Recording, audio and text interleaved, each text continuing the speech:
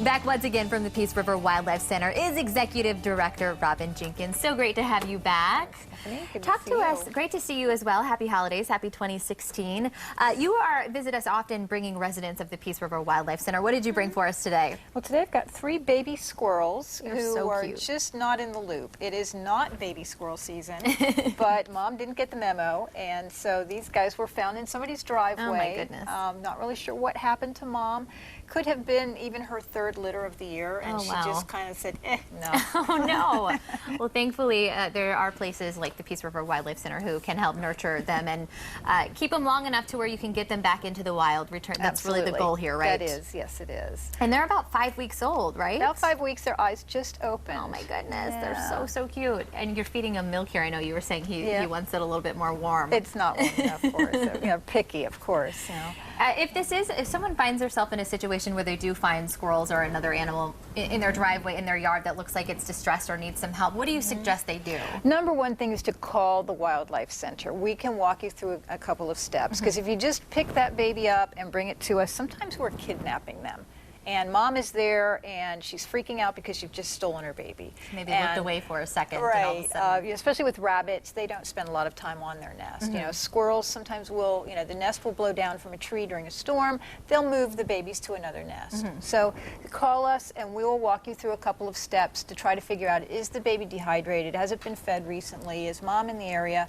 And if that's, not the case, if the baby really has been orphaned or something happened, a cat had it in its mouth, then you bring it to us, and we'll raise it until it can be released. And that's, like I said, the goal with these guys is how long will you keep them until, how do you know when they're ready to go back into the wild? And it all depends on the species and on the individual animal. Usually a couple of months, depending on, when their fur is nice and thick, when they're eating on their own, with the squirrels, they're holding their tails up over their back, and they're nice and bushy.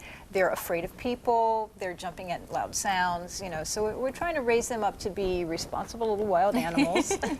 There are a lot of animals you have at the Peace River Wildlife Center in addition to these. These aren't exactly residents, but there are some resident animals there that people can come out and kind of tour the grounds and see.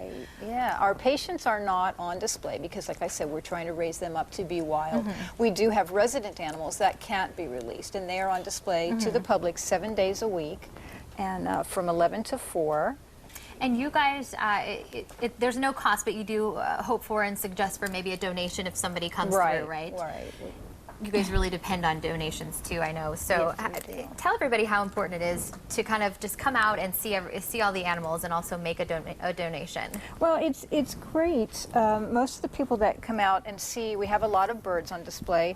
You're not going to see birds like that up close in the wilds. Our birds are all used to being around people, so they're not going to be, hiding, and they're not fearful of humans. So it's a great chance for people to see native Florida wildlife up close and personal, and hear some stories about what happened to these animals and how we can keep that same thing from happening to more animals. You guys are located in Punta Gorda, and you also have an event coming up. This is the Eagle Open Golf Tournament. This is another way that people can kind of help out. When is this? Right. It is on Saturday, February 6th, and we do still have a couple of slots open, so if anyone's interested in playing, you definitely need to call the center and register for that as soon as possible because they're filling up quickly. And that's, again, happening February 6th, Twin Isles Country Club. Registration's at 7 a.m. So people can still register now, but I would say probably get a head start on that. Don't wait till the last minute, right? Yes, yeah, you definitely want to. We sold out very early last year, and we're about to sell out again this year. So you want to give us a call, register for that, and come out and play with us. Always great to see you. Thank you so much, Robin. Go ahead and send it over to Carly. All right, up next, we help put a little pep in your step. We show you how to make the perfect espresso at home.